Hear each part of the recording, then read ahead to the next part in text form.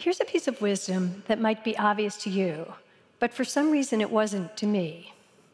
You can't be both your mother and your father, at least not at the same time. What do I mean by this? Well, I'm talking about the traditional, old-fashioned male and female roles in marriage and parenting. So by mother, I mean the nurturer, the one who does the domestic tasks: cooking, cleaning, shopping, childcare. The one who stays home or close to home during the day. And by father, I mean the breadwinner, the one with the power and the power tools. The one who leaves in the morning and comes back at night, paycheck in hand, ready to eat the meal his wife prepared. This is how my parents' marriage worked.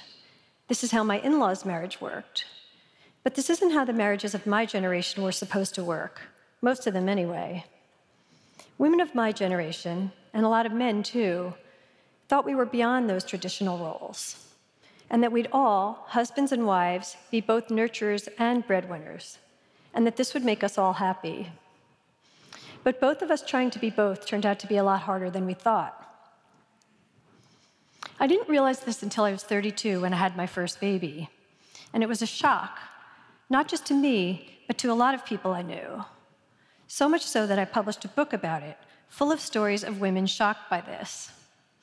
The women felt angry and betrayed, so the book had, on the cover, snarling red lips and an R-rated title, The Bitch in the House. That led to another book, this one by my husband. His was all men, baffled men, tired from always being made to feel inadequate. His book was called The Bastard on the Couch.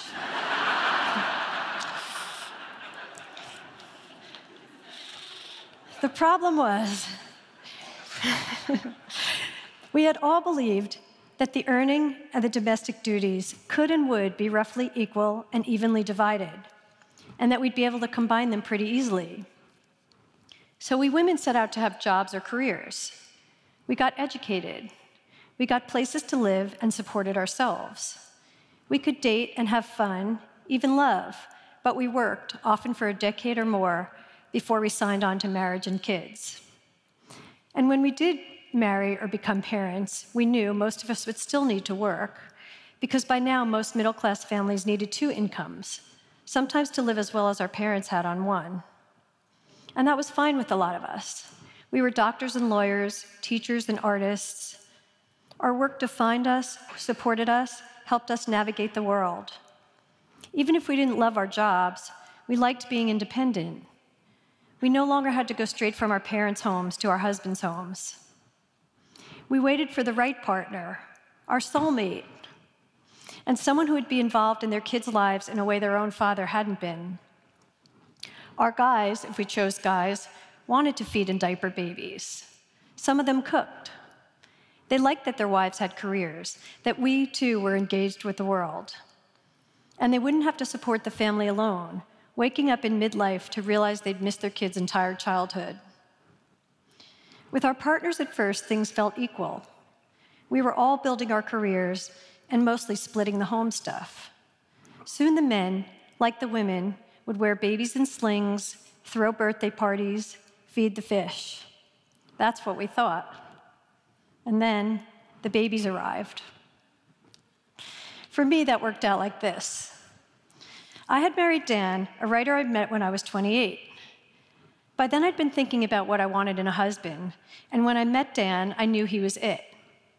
He was calm and respectful, smart and talented and wry. He could fix cars and build things. And he did it all very cheaply, because for years he'd lived on so little. For example, he sewed his clothes and even his shoes with dental floss.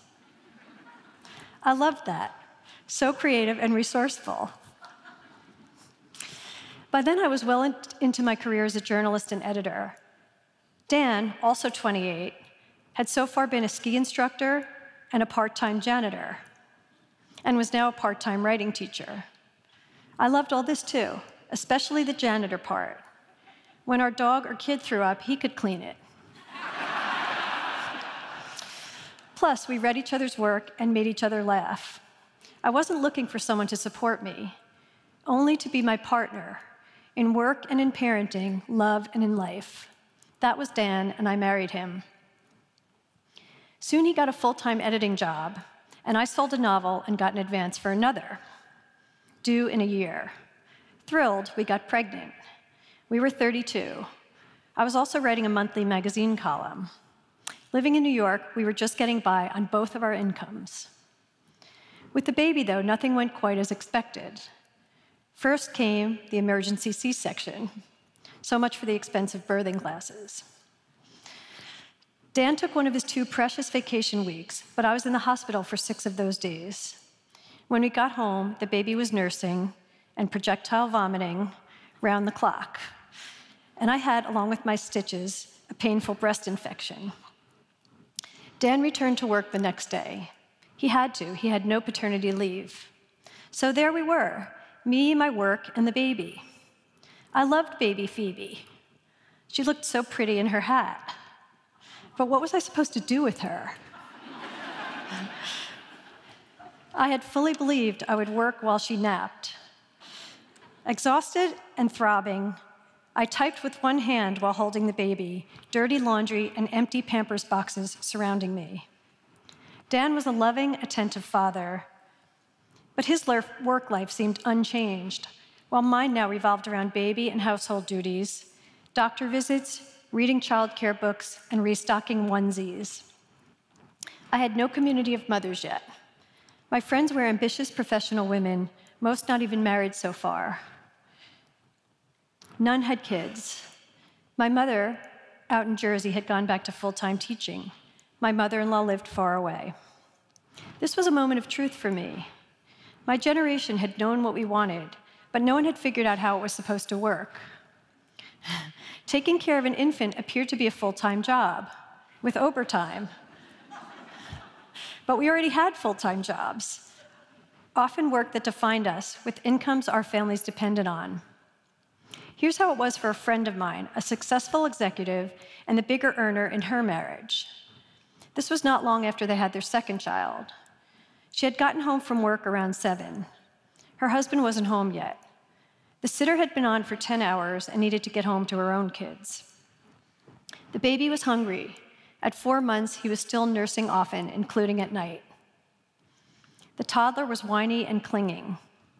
My friend needed to eat dinner, put both kids to bed, and prepare for a big presentation the next day. She sat down to nurse the baby. The toddler grabbed a crayon and began scribbling on the wall. "No," my friend yelled. The toddler burst into tears. "Mommy's grumpy," he wailed. "Go back to work and stay there for the rest of your life." My friend's husband, who just walked in, smirked, then shrugged. And she felt horrible. She told me, "I'm the bitch in the house." I heard stories like this every day, and I thought, something isn't working. We were educated women with nice partners and homes, healthy babies, good jobs. We knew we were privileged, that there were places in the world and the US where women struggled just to have a safe home and feed their children. Still, almost every working mother I knew was exhausted and overwhelmed. Nothing was as we'd expected. We nursed round the clock, even at work, pumping in bathroom stalls. One woman who worked on Wall Street described how her male colleagues would moo when she carried her breast pump past their desks. Our babies needed shots, shoes, toys, BPA-free teethers. Soon they need activities, play dates, possibly therapy. Because kids today were micromanaged, not just let loose to dig up worms in the park and feed them to their little brothers. With rare exceptions, women were the ones piecing all this together, the ones holding the puzzle of family life in our heads. It didn't matter if our jobs were as demanding as our husbands' jobs. We were the ones rushing home, the ones up at night. Our husbands tried to stay up too, but that was hard when we had, let's face it, the boobs. So while they slept, we nursed the babies and made mental lists of all the things we'd done wrong and the things to be figured out. The sitter needed a vacation. The baby needed a new stroller. We had to sign up now for preschool if we wanted a spot. It was the women who made sure all this happened. Maybe this was because we'd watched our mothers do it. Or maybe we were wired this way. We didn't know. But it seemed we'd been wrong to believe that parenting would be equal. Society, male roles, even biology hadn't caught up to where we were as working mothers. Our husbands didn't understand our anger. After all, they fed the pumped milk. They read the kids hop on pop. They did the laundry if asked, and they were tired too. They were doing twice as much as their fathers had, and those fathers had come home to calm wives, offering warm slippers, cold martinis, homemade meatloaf, or so the myth went. What was our problem? Marriage was hard. It was even harder with jobs and young children. Woody Allen called marriage the death of hope. Almost half the married couples in this country divorce. And sometimes, heartbreaking or not, that really is the best option. But wait, there is hope, even for working couples with children. And since today, 71% of mothers work, and in 4 of 10 families, the woman is the primary or sole earner. 4 of 10. Well, there better be hope. Plus, is Woody Allen really who we want to listen to about marriage? I believe hope starts with this realization. You don't have to be your mother and your father at once. You do, though, have to be a portion of each if you're a working mother or married to one. So here's what you need to ask yourselves as a couple, ideally before the kids come along. Which portion of each will you each be? And which will you give up? What rules from our parents' generation are we willing to break? And how can we make it so that everyone feels valued and everyone feels it's fair? How can we avoid becoming the bitch in the house and the bastard on the couch? I'm speaking to you today from a different perspective, that of someone who's years beyond those frantic days and whose anger has been replaced by deep gratitude for the things in my life that felt so hard to balance then: marriage, motherhood, work. And what I can tell you with the perspective of distance is this. First, with few exceptions, working mothers really are still doing a second shift at home. Mothers who work full-time still do twice as much housework and childcare as men, though millennial men do score better than their predecessors. Go millennials. Working mothers also have less of what one study called leisure time, partly because men, even fathers, are better than women at allowing themselves to relax. As for the office, all in all, the workplace hasn't changed much.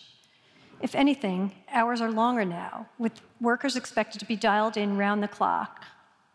In the US, we still don't have paid parental leave, paid family medical leave, or subsidized childcare.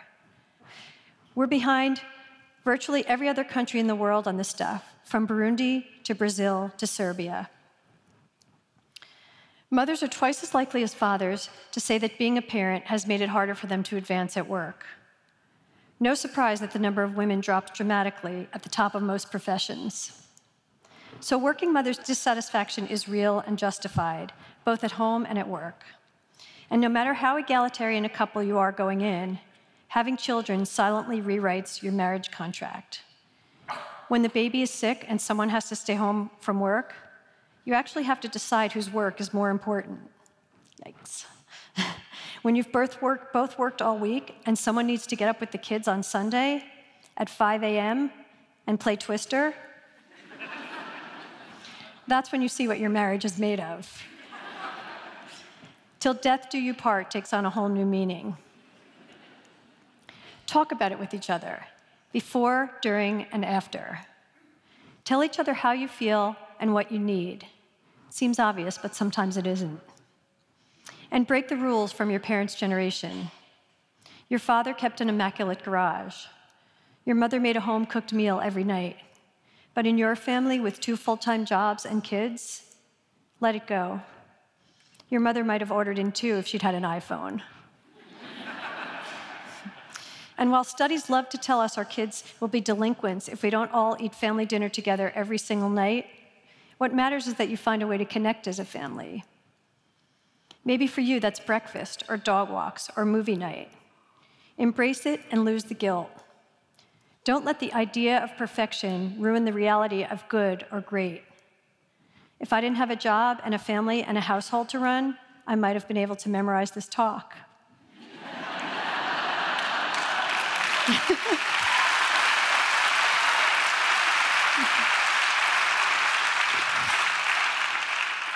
But I'm letting it go.